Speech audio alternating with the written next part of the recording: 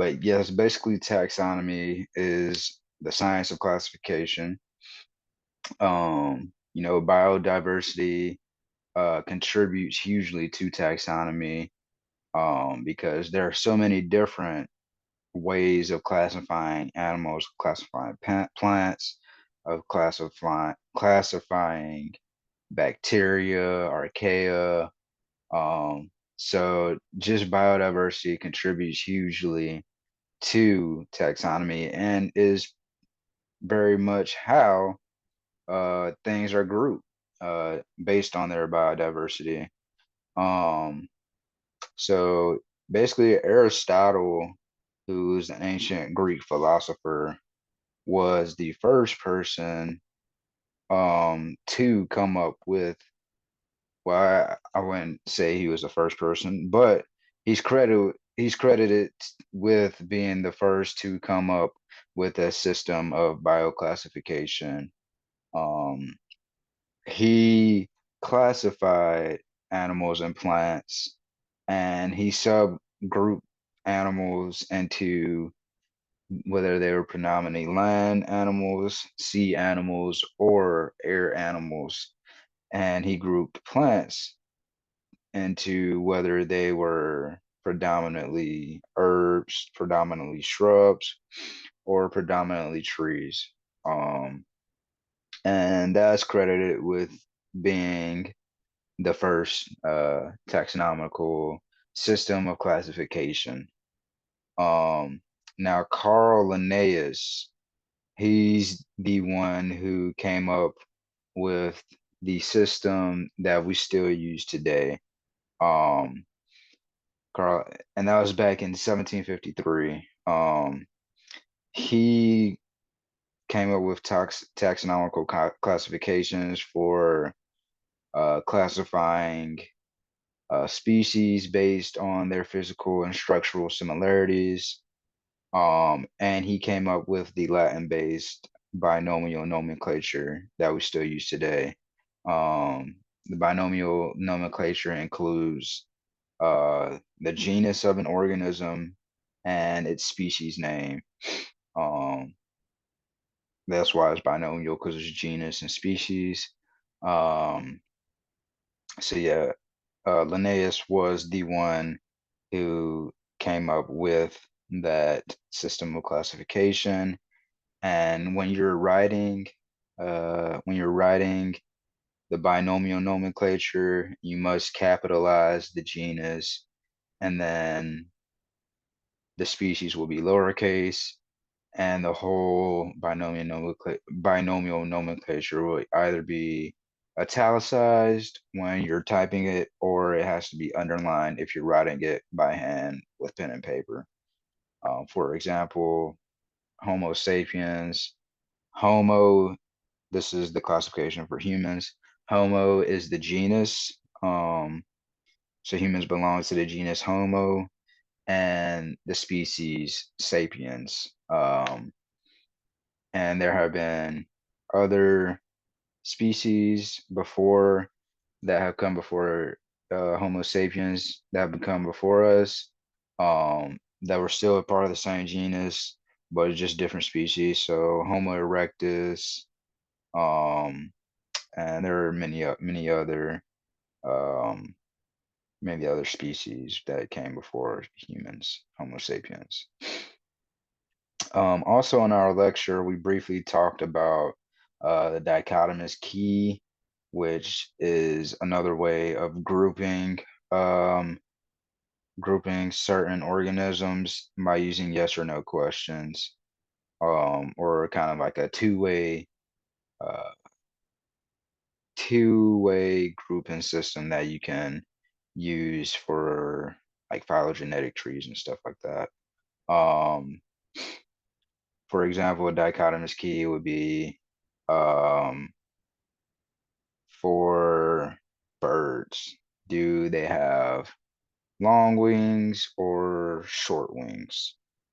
That's an example of a dichotomous key. There's only two choices. There's only two groups in which you can put the bird in, whether it has long or whether it has short wings. That's an example of a dichotomous key.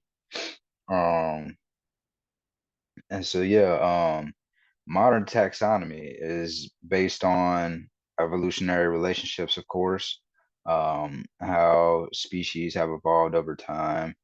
Um, like I said before, the human, um, it evolved from other Homo species. Um, um, so yeah, taxonomists, they use certain characteristics, certain groups, or certain characteristics. They study these and group based on those certain characteristics. Um, so these things that they study include structural similarities in terms of skeletal structure, organs, just physical structure, characteristics. They also use karyotyping, which is they look at the genetic units, chromosomes. They look at those karyotypes and look for similarities between species. I also look at reproductive potential, biochemical similarities, which includes DNA and amino acids. They look at embryology, breeding behavior, and also geographic distribution. Um, so yeah, and then 1969.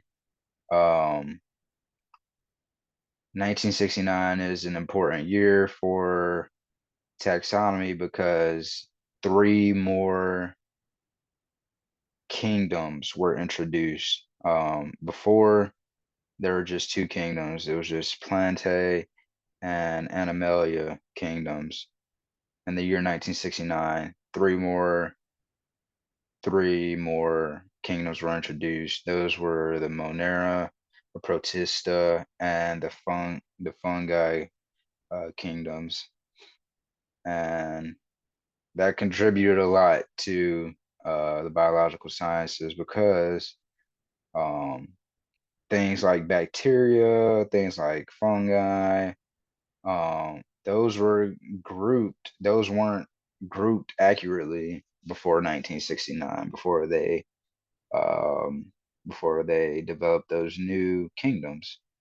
Um, and then they were kind of grouped based on whether they had a membrane-bound nucleus, um, whether eukaryotic, prokaryotic, and also how these organisms obtain their food, whether they are heterotrophs, autotrophs, or decomposers. So yes, 1969 was an extremely important year for taxonomy, as well as 1980, the 1980s. The 1980s, we saw the introduction of the domain system. Um, so the domains were introduced, which included eukaryotes and prokaryotes.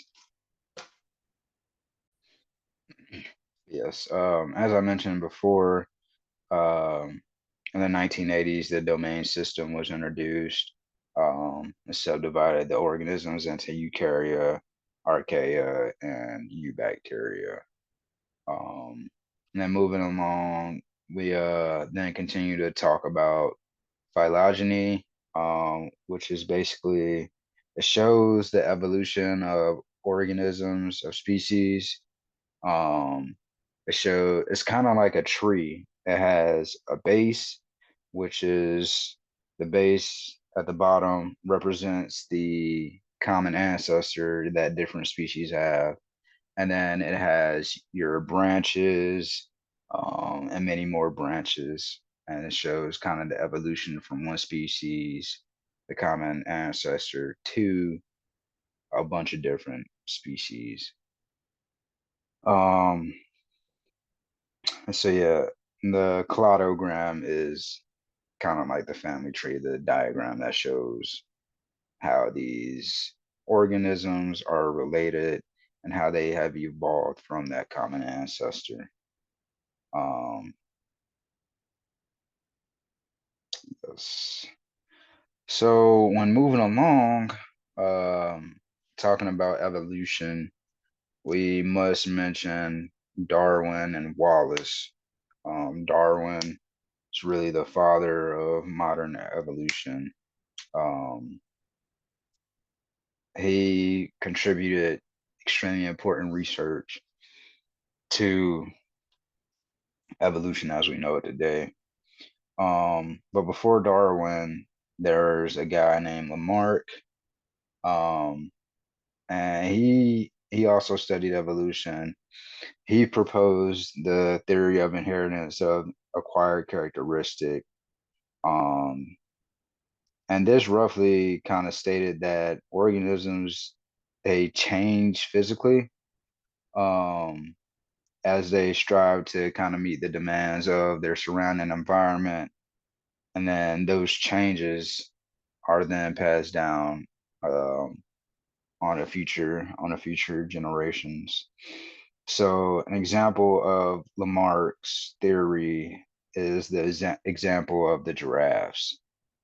Um, so there were Lamarck's theory kind of stated that giraffes had short necks. There were short necked giraffes, and then in order for them to be able to reach the leaves at the top of the trees in order to survive, for them to eat, these giraffes grew their necks in order to meet those demands of the environment that they were in. Um, and that's kind of his theory is that the individuals underwent those changes themselves um, in order to meet those demands, and then pass those changes down on to future generations. So Darwin disagreed with Lamarck's theory, and Darwin's theory was that of natural selection, of course, um, and that he kind of stated um, that only the most favorable characteristics, most favorable traits, um, would be able to survive the test of time. Um, so in the example of the giraffes, Darwin would hypothesize that you had long necked giraffes and you had short necked giraffes. And because the short necked giraffes weren't able to reach the leaves at the very top of the trees, um, that they would eventually perish because they weren't able to eat and they weren't able to reproduce effectively because of their short necks. They could not reach the food. So, um, on the other hand, the long necked giraffes were able to reach the food. They were able to live healthy lives and able to reproduce effectively. So that's kind of Darwin's theory of natural selection and how it contradicted Lamarck's theory of inheritance of acquired characteristics. Um, so yeah. Um, and then Darwinian evolution is kind of based on five facts. These facts are that populations will grow exponentially if unchecked. That kind of shows that, or that kind of states that there needs to be a balance of predatory relationships, of course, um, and also a battle for or a competition for the same resources. Um, so yeah, populations will grow exponentially if unchecked. Population sizes in nature are usually stable, and that holds true as long as there are the er, as long as there is a consistent amount of resources for not only that species but also the predatory and prey species as well. Resources in nature are usually limited. Um, yes, that holds true. Um, or yes, that does hold true, or should hold true for evolution, because if resources aren't limited, then populations can grow out of control, in order to equalize, in order to balance those uncontrollable resources. And then individuals in a population show variations in their traits and features.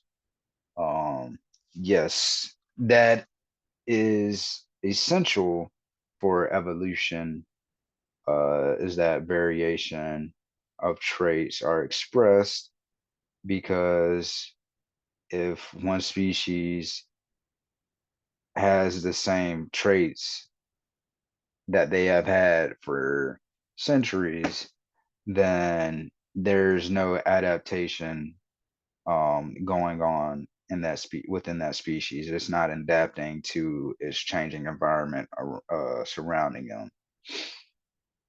Um, so yes, and then that goes back to natural selection as well.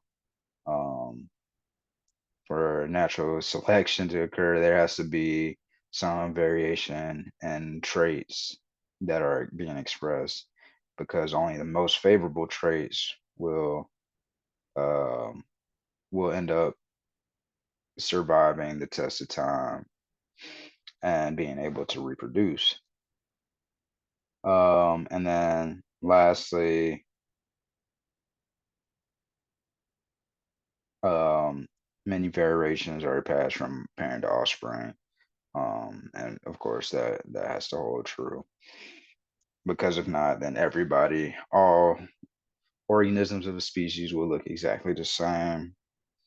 Um, and that's not conducive to a stable environment. And then, yeah, so that's kind of Darwin's theory of evolution and the basis of modern evolution and how we study evolution today. Um, but also when talking about evolution, we also have to talk about genetics. And Gregor Mendel is considered to be the father of modern genetics. He contributed excellent research to the field. In addition to him, Franklin, Watson, and Crick also contributed extremely important research to genetics as we know it. So yes, we must also talk about genetics, um, because this plays an important part of evolution. And there are four things that really play an important part of evolution, and those are natural selection, which we just talked about, genetic drift, mutations, and also gene flow. Um, so genetic drift is considered to be the change in the frequency of a gene variant, also known as an allele, in a population due to random sampling. Mutations are the permanent alteration of a nucleotide sequence in a genome of an organism. And then gene flow is the transfer of genes from one population to another. Um, there's a major difference between genetic drift and natural selection, because they're pretty similar, but there's a major difference between the two. And that is that natural selection is a non-random occurrence, and it happens as a result of environmental circumstances, while genetic drift, it tends to happen randomly. Um, so yes, those are very important concepts to evolution. So as I mentioned before, Gregor Mendel, he's considered to be the father of genetics. because of his contributions to the field with his experiments with pea plants.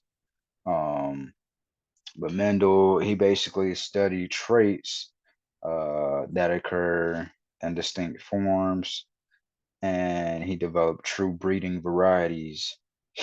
And while doing this, he actually used mathematical analysis in the form of probability to predict how these different traits would be expressed the parents, uh, based on the parents and how those different traits would be expressed in their offspring. Um, so yes, he with his pea plants experiment, he self fertilized and also cross fertilized. So self fertilization, he was basically he fused an egg and a sperm from the same plant um to see how it would affect the plant. And then with the cross fertilization, he um he fused an egg and sperm from two different plants.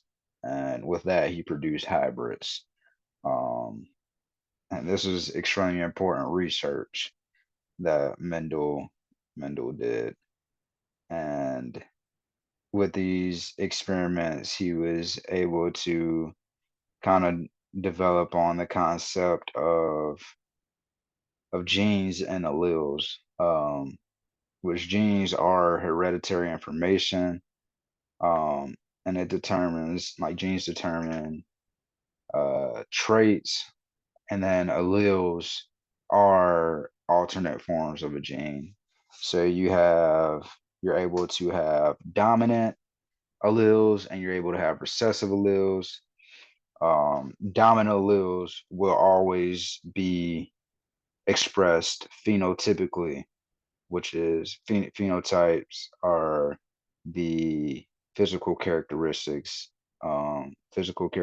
physical appearance of a genotype. Um, and like I said, dominant alleles, whenever they are present, they will always be expressed. Um, and then recessive alleles will only be expressed if if the gene is homozygous for that recessive allele. I'm talking about homozygous, heterozygous. If you have two alleles, uh, you can have a homozygous and you can have a heterozygous gene. So homozygous means that the two alleles are the same. So you can have a dominant allele, or you can have a dominant gene in which those two alleles are dominant. And since those two alleles are dominant, that means it's homozygous. You can also have a recessive allele or a recessive gene, and because those two alleles are both recessive, that will also be uh, a homozygous gene.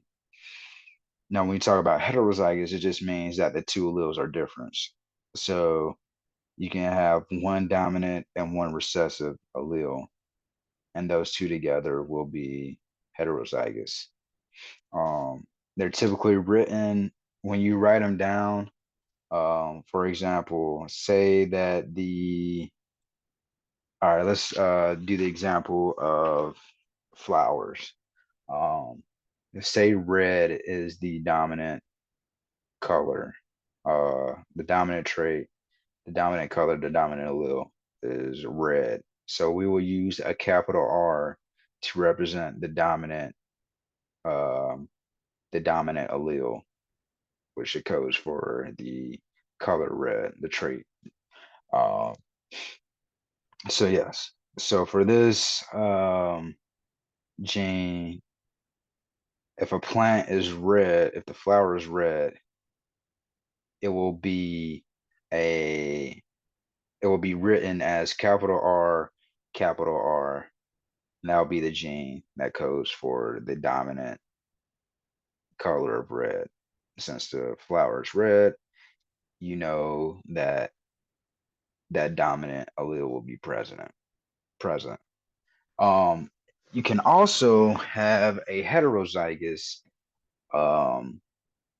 a heterozygous gene for that dominant red plant, for that red flower. And that will be written as capital R, lowercase r. Um, with the law of dominance states that if the dominant allele is present, then that trait will be expressed. So since we have the capital R and the heterozygous gene, then the plant will still be red. The flower will still be red, even though there's also a lowercase r. Um, and then, so yeah, we know that the dominant color is red, and then the recessive color will be will be white. So when we write that down, if you want to know what the gene is for the recessive color of white, it will be lowercase r, lowercase r. It's homozygous recessive. That's the only way that white will be expressed as a color. And as I mentioned before, the law of dominance um, states that if the dominant allele is present, then that dominant trait will be expressed. Um, so yes. So in addition to the law of segregation, there are a couple other laws that we talking about when dealing with genetics. One is the law of segregation. And that law basically states during the formation of gametes, which are your reproductive cells, your egg cells and your sperm cells, egg cells and female sperm and males. During the formation of your gametes, that the two alleles responsible for a trait are separated and they form independent of each other. Um, and then the law of independent assortment basically states that um, yeah, the law of independent assortment. It basically states that alleles for different traits are distributed to sex cells and offspring independently of one another.